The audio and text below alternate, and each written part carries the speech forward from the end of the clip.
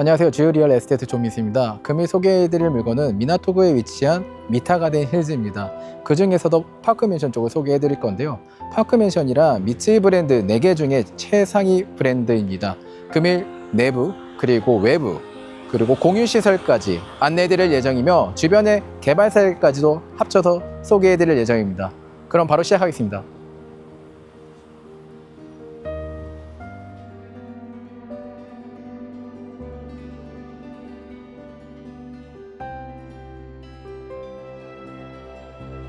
미타가든 힐즈 같은 경우에는 올해 3월 달에 신축 분양이 되었습니다. 지금도 계속해서 분양을 인도받고 있고요.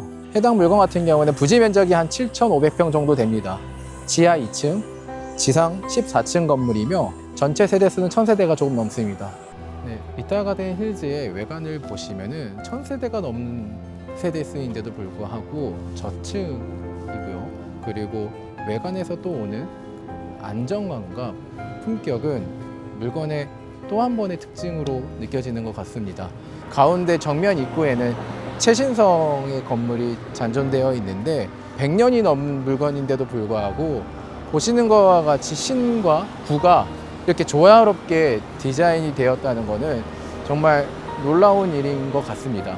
본 물건의 디자인을 하신 건축사무소는 제가 개인적으로 되게 좋아하는 물건이기도 합니다. 도쿄역 바로 앞에 신마루노 우찌라는 건물이 있는데 그 건물을 디자인하였고요. 앞에 이런 식으로 파사드가 정말 기가 막히지 않습니까?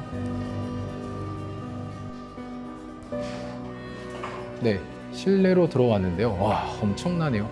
그 제 뒤쪽으로 보이는 그 중문만 봐도 고급스럽게 들어간 격자 모양이 등엄함을 느끼게 하는 것 같고요. 그리고 뒤쪽으로 펼쳐져 있는 이 양쪽의 기둥이 좀처럼 맨션에서는 볼 수 없는 기둥이죠. 이런 부분들 또한 중엄한 분위기를 들게 하는 것 같습니다. 네, 실내 내부로 들어왔는데요. 보이는 곳이 최신성 간이보원국 청사로 사용되었던 곳입니다. 실제로 이런 난간을 보면 사용 흔적이 아직까지도 남아있는 부분들을 확인할 수 있었고, 가운데 블루 계열로 깔려져 있는 카펫과 도명대의 글라스 천장은 자연광이 그대로 스며드니 정말 고급스러움을 느낄 수 있는 공유 부분인 것 같습니다. 네, 실내 내부 쪽으로 들어왔는데요. 레지던스 쪽으로 이어지는 이 통로를 지나서 거주 공간으로 지나가는데, 양쪽에 보이는 이런 마감들 또한 목재 형태로 되어 있기 때문에 또 한 번 분위기가 바뀌는 것을 확인할 수 있습니다. 네, 거주 공간 쪽으로 지금 진입하기 위해서 이제 통로를 지나가고 있는데요. 바닥은 카펫 재질로 되어 있고, 그리고 코너길에 이와 같이 아트 작품 또한 고급 호텔과도 같은 분위기를 연출하고 있습니다. 그러면 실내로 바로 좀 들어가도록 하겠습니다. 이 손잡이도 보십시오. 가죽으로 마감되어 있는 것이 정말 세심하게 신경을 썼다라고 볼 수도 있을 것 같습니다. 자, 들어가 보겠습니다. 네, 실내로 들어왔습니다. 그러면은 제일 먼저 리빙 쪽을 먼저 안내해 드릴게요.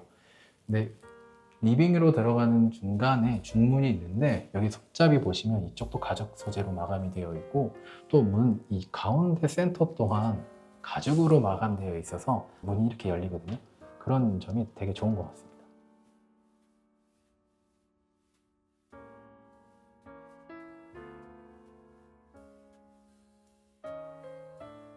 정면에 보이는 곳이 미츠이 그룹이라는 약 450년 정도 된 정말 큰 기업입니다. 보이는 건물은 영빈관으로 사용했던 곳인데, 지금은 결혼식장이나 혹은 미츠이 그룹에서 프라이빗하게 이용하는 클럽으로 사용되며, 일부분은 또 레스토랑도 사용을 하고 있는데 2개월 전에 예약이 필요하답니다. 그리고 그 바로 옆에 호주 대사관까지도 있습니다.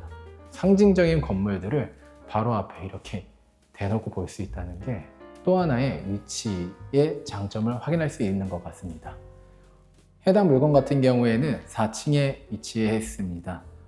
보시는 것과 같이 밝은 우드톤, 아이보리 톤으로 내부 구조가 되어 있고요. 이 보시는 것과 같이 마지막 방인데도 불구하고 이쪽에 기둥이 없는 점 또한 이 물건이 가장 큰 장점인 것 같습니다. 보통 마지막 극장이라고 하면 기둥이 있거나 하는데 이런 부분들은 파노라마 뷰와 같이 느낄 수 있는 것이 되게 개방감을 느끼게 해주는 것 같습니다. 그리고 청고 또한 높은 느낌이 드는데요.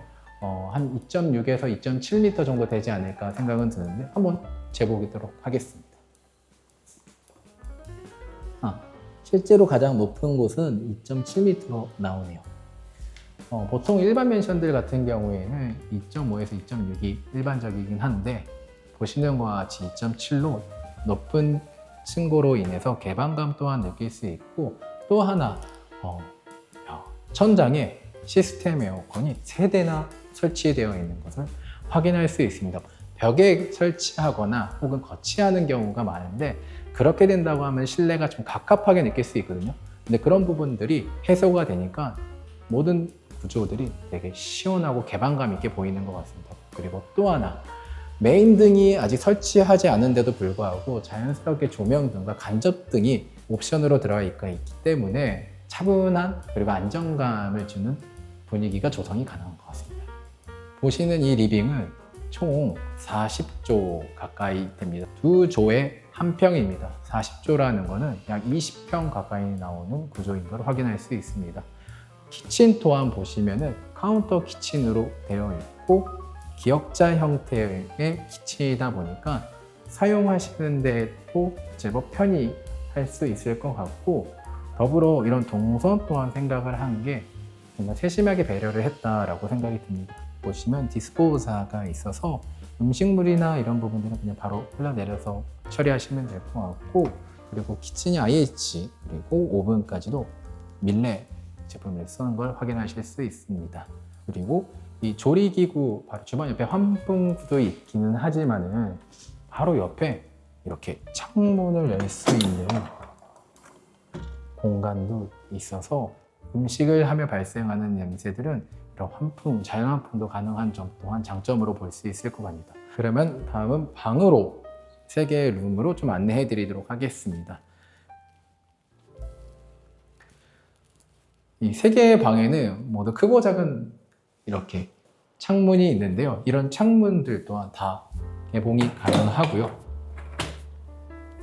안쪽에는 이와 같이 큰 크로젯이 있습니다. 보통 서브룸에는 이와 같이 워킹인 크로젯이 없는데도 불구하고 이것이 프리미엄 맨션이라서 그런지 이렇게 넓은 수납 공간이 있었고, 또 하나 해당 물건에는 각 방마다 이와 같이 유카담보가 설치되어 있는 것 또한 장점으로 생각됩니다. 메인룸은 역시나 발코니까지 있어서 더욱 개방감을 주는데요. 이 발코니에서 나가면 센터 힐과도 연결이 됩니다. 가운데 중정에는 크고 작은 나무들이, 식물들이 있고 실제로 거주자들이 사용할 수 있는 공유 부분입니다. 이렇게 녹색이 많으니까 어디 콘도라도 놀러 온 듯한 느낌이 드는데요. 네, 너무 좋네요. 그리고 저희 중정에는 분수 또한 있는데 그런 소리 또한 미세하게 들리는 게 되게 마음을 차분하게 하는 부분도 있는 것 같습니다. 면적이 약 40평이 넘기 때문에 메인 침실에 있을 경우 누군가가 왔었을 때 현관까지 가기가 좀 불편할 수도 있는데, 메인 침실이다 보니까 이쪽에서도 외부인을 확인하실 수 있는 모니터까지도 있고요.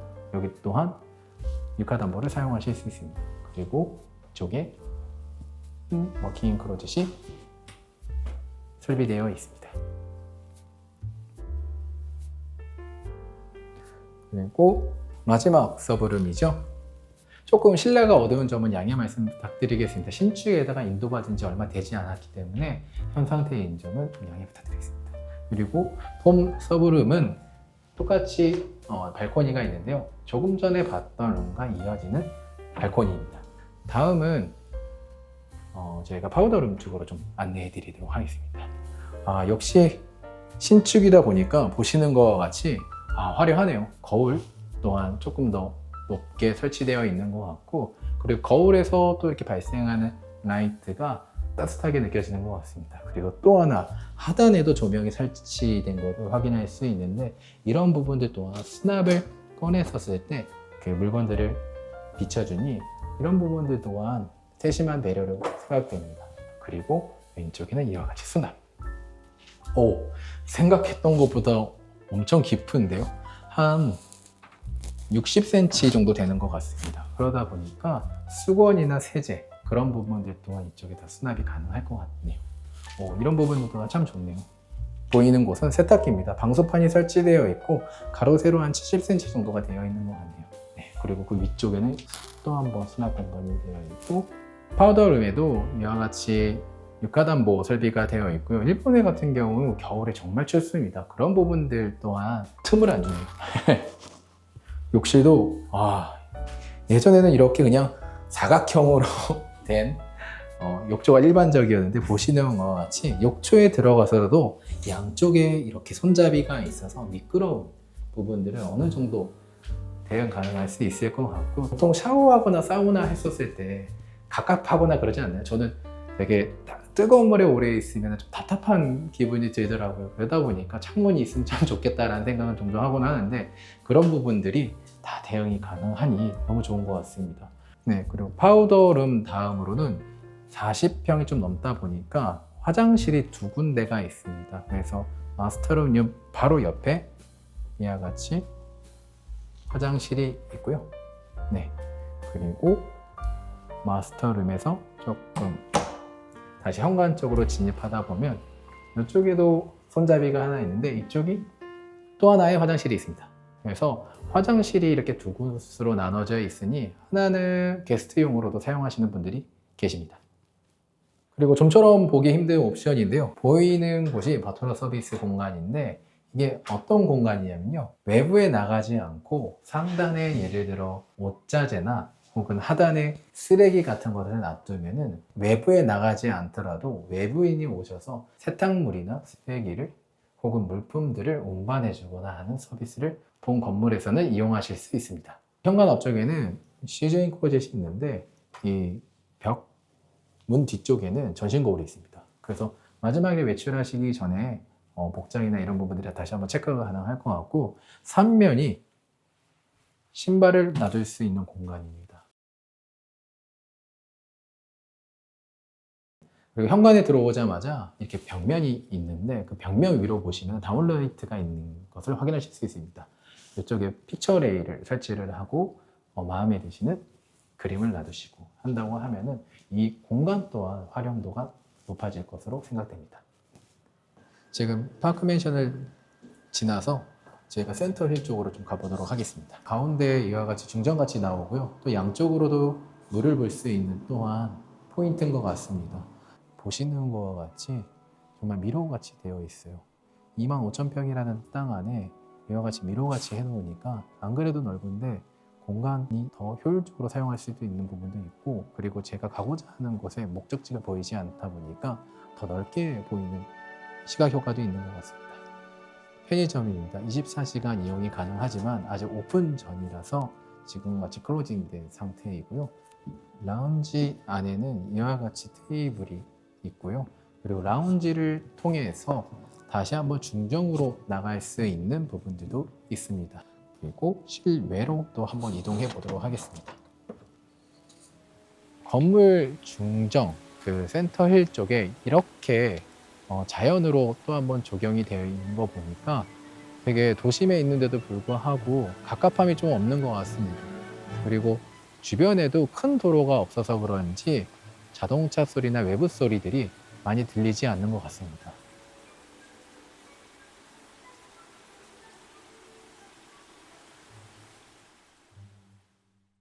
그리고 센터힐에 위치한 워크스페이스가 있는데 개인적으로는 저는 이 공간이 너무 좋았습니다. 한번 따라오시죠.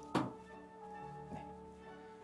오른쪽에는 이렇게 개인이 사용할 수 있는 워크스페이스가 있고, 그리고 왼쪽에는 이와 같이 개인식으로도 이용이 가능한 워크룸이 있었습니다.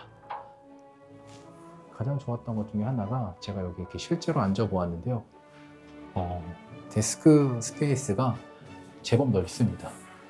그리고 또 하나가 여기서 바로 오른쪽으로 이렇게 시선을 돌리면은 녹색이 보이니까 이런 부분들 또한 되게 리프레시 되는 기분이었어요. 가든 피트니스 공유시설 쪽으로 왔는데요. 그 미타 가든 힐즈 같은 경우에는 피트니스가 두 곳이 있습니다. 파크맨션 쪽에는 회원제로 운영되고 있는 피트니스와 그리고 파크맨션 입주자분들이 사용할 수 있는 가든 피트니스 쪽이 있습니다. 가든 피트니스 쪽도 한번 보시는 것과 같이 정말 센터를 바라보면서 짐을 이용하실 수 있는 공간이 있고, 그리고 또한 곳 안쪽으로 가시면은 이렇게 개인적으로 사용하실 수 있는 스튜디오 룸도 있습니다. 이 가든 피트니스 쪽도 똑같이 운동을 하다가 잠시 리프레시 할 수 있도록 이렇게 또 중정에 연결이 됩니다. 도심에 있는데도 불구하고 어디 산림에 온 듯한 느낌인데요. 네. 정말 좋네요. 노스힐 쪽에는 워크스페이스와 그리고 오픈 라운지가 있는데 보시는 곳이 오픈 라운지입니다. 정면에 스파 또한 있습니다. 그래서 일본 같은 경우에는 사우나나 그리고 오브로라고 하죠. 욕조에 들어가는 문화가 있다 보니까 이런 공유시설 또한 출중하게 겸비되어 있는 것 같습니다. 실제로 사용하실 때는 사전 예약이 필요하시고요. 비용과 시간이 제한되어 있으니 사용하시기 전에는 확인이 필요하십니다. 그리고 사우스 힐에 위치한 공유시설도 안내해 드리기 위해서 지금 이동을 했는데요. 손님들이 와서 썼을 때 응접할 수 있는 공간으로 보이고요. 바로 옆에 뛰어다닐 수 있는 공간이 있고, 그 바로 옆에 어른들이 이쪽에 편히 쉬면서 그 시선이 닿는 곳에 키즈룸이 있으니까 참 이런 부분들 또한 잘 계획을 했다라고 보여지고요. 비밀문 같이 열리죠. 그래서 오른쪽에 보이시는 곳이 시어터룸이고, 그리고 왼쪽에 보이는 곳이 팀베이스입니다. 여기 거주자들이 아니라고 하면은 잘 모를 것 같아요. 힐마다 공유시설이 나눠져 있습니다. 웨스트 힐 같은 경우에 스파, 그리고 사우스 힐 같은 경우는 골프 레인지, 사운드 스튜디오, 팀베이스, 시어터룸, 키즈룸 등이 있습니다. 파크맨션 같은 경우에는 회원제로 운영되고 있는 풀이 있고, 또 회원제로 운영되고 있는 피트니스 룸과 응접실이 있습니다. 노스힐 같은 경우에는 워크 라운지와 오픈 라운지가 있고요. 센터힐 같은 경우에는 카페 라운지, 그리고 가든 피트니스, 워크스페이스, 커뮤니티 가든, 편의점 등이 있습니다. 네, 미타가든 힐즈와 가장 근접해 있는 역이죠. 아자부주반이라는 역에 와 있고요. 실제로 이 아자부주반역에서 미타가든 힐즈까지는 도보 5분 거리입니다. 1분당 80m니까 400m죠. 아자부주반역 부근에는 어떤 상업시설이 있고, 그리고 어떤 테넌트들이 있는지까지도 제가 짧게 설명드리도록 하겠습니다. 한번 따라오시죠. 아자부주반이라는 거리에는 미식가들이 많이 찾는 곳으로도 유명합니다. 어느 한 매체에서 확인한 결과로는 파리에 있는 미슐랭보다 단일 도시 중심으로 한다고 하면은 도쿄가 더 많다고 하더라고요. 맛있는 음식점들이 있지만은 그 중에 조금 색다른 곳에 저희가 2곳 정도 설명드리려고 해요. 붕어빵집인데 이 붕어빵집이 창업한 지 110년이 넘었습니다. 두 번째 갈 곳은 소바집인데요. 이 소바집은 약 1700년대에 생겼습니다. 300년이 넘은 소바집인데 사라시나라고 되게 유명합니다. 그쪽에서 꼭 드셔보셔야 될 거는 소바와 그리고 오리고기가 일품입니다. 네, 그리고 바로 뒤에 보이시는 곳이 미타가든 힐즈입니다. 그 가까운 거리에 지금 재개발이 되고 있는데 이쪽은 미타 코야마초라는 곳입니다. 2029년에 약 40층 이상의 건물이 개발 예정입니다. 1400세대 정도 되는 공동주택과 오피스 그리고 보유건까지 들어온다고 하니까 향후 미타가든 힐즈의 장래성은 더더욱 기대가 가능하지 않을까 생각됩니다.